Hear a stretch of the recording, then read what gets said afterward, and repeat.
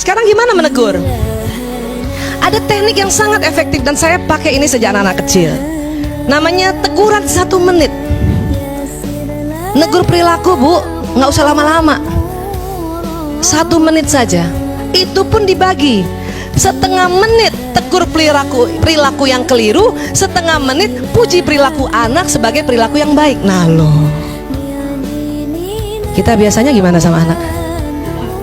Kamu ini ya pulang terlambat ya, bunda minta kamu jangan lagi terlambat ya.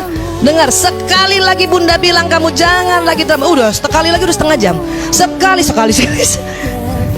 Sekali berkali-kali. Itu nanti memori di otak anak akan terekam sehingga anak ya dapat label. Sebetulnya dia cerdas, tapi kita bilang selalu kamu ya pemalas, jadi pemalas betul. Kenapa? Terekam di kepala. Walaupun hari ini ibu tidak bilangin lagi dia pemalas, tapi sudah terekam. Dia jalan terus.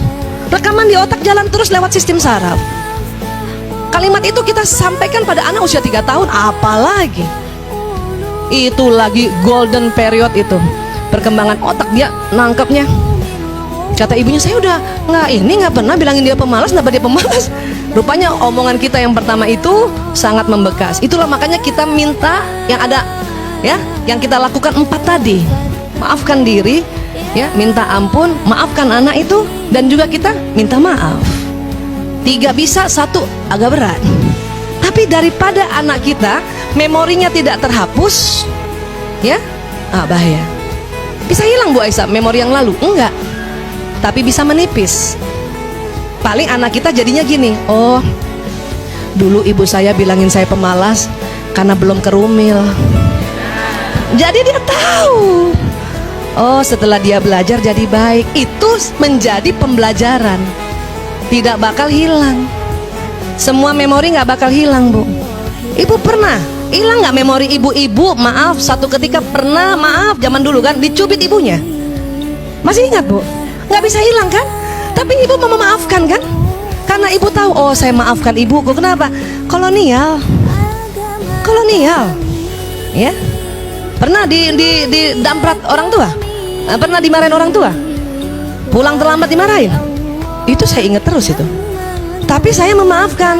Kenapa? Oh karena kita belajar. Oh jadi pelajaran supaya nanti kita ke anak tidak lagi pakai cara itu. Itu jadi pembelajaran. Makanya semua memori nggak hilang, tetapi kita maafkan. Bu Aisyah, sebetulnya saya sudah memaafkan, tapi tidak bisa melupakan. Memang karena memori. Kalau ibu mau lupa ya peristiwa-peristiwa yang negatif, maka ibu akan lupa semuanya, termasuk lupa nama suami. Mau ibu? Mau? Mau begitu? Makanya memori tetap ada. Yang penting kita minta maaf, maafkan diri dulu. Kenapa? Kita pernah lakukan hilaf juga. Kenapa? Belum belajar. Ya, belum belajar. Ya, maafkan diri, minta ampun sama Allah, maafkan anak kita, dan kita minta maaf sama anak. Ya, nah ini gimana pakainya Bu Aisyah? Saya dulu waktu anak-anak masih kecil, sengaja di ruang tengah rumah saya pasang jam besar. Suatu ketika Lanang anak saya yang pertama, bayangkan umur 5 tahun dia pulang terlambat gara-gara main di warnet. Zaman dulu kan belum ada di rumah kan. 5 tahun loh, Eka ya. Oke, dia datang, Assalamualaikum. Waalaikumsalam. Lanang tetap harus senyum ya, walaupun gemes kan. Makanya pas saya udah tahu dia di pinggir di pagar itu udah tarik nafas. Astagfirullahaladzim, astagfirullahaladzim. Ya Allah, mohon lemah lembut. Tapi tetap harus ditegur. Lemah lembut itu bukan membiarkan ya, ditegur. Sini nak, sini nak, berdiri. Ada jam di situ. Setengah menit pertama tegur perilakunya. Lanang, ibu marah Lanang pulang terlambat. Ibu boleh tegur dan sampaikan pesan ibu. Kalimatnya, ibu marah. Yang marah siapa? Ibu. Kalau dia mah nggak marah, dia seneng. Banyak kita begini, kamu bikin ibu marah. Itu yang keliru. Itu orang tersinggung itu. Ya, Lanang, ibu marah karena kamu terlambat. Harusnya kamu nggak terlambat dong. Harusnya kan TK pulang jam 10. Ini kenapa jam 3 siang baru pulang? TK kan 5 tahun. Bayangin Bu, anak saya aja TK udah split. Ya kan, itu ditegur ya. Dan kamu juga nggak bilang sama ibu. Nah itu cuma setengah menit. Bayangkan tuh, saya lihat tuh setengah menit. Masih mau ngomong udah setengah menit. Dan pada saat menegur setengah menit, kalau ibu marah, ibu boleh ekspresikan. Ya, waktu masih kecil saya nggak pakai ekspresi. Kalau udah besar waktu SMP, Lanang, oh pakai gerubrak meja loh. Ibu nggak suka Lanang pulang terlambat. Tapi itu setengah menit tuh, ya. Apalagi Lanang nggak bilang sama ibu. Kamu tahu kan? Ibu jadi takut. Wah, setengah menit. Habis itu nggak boleh marah udah. Dia nggak lihat. Kenapa? Peralihan antara menegur dan kemudian memuji itu susah, Bu. Bagaimana caranya habis marah ibu memuji? Maka harus istighfar. Mumpung anak gak lihat karena dia nunduk. Tuh anak nunduk, pas dia nunduk, tuh anak nunduk kan? Astagfirullahaladzim. Sebab biasanya kamu kalau pulang sekolah selalu tepat pulang, nak.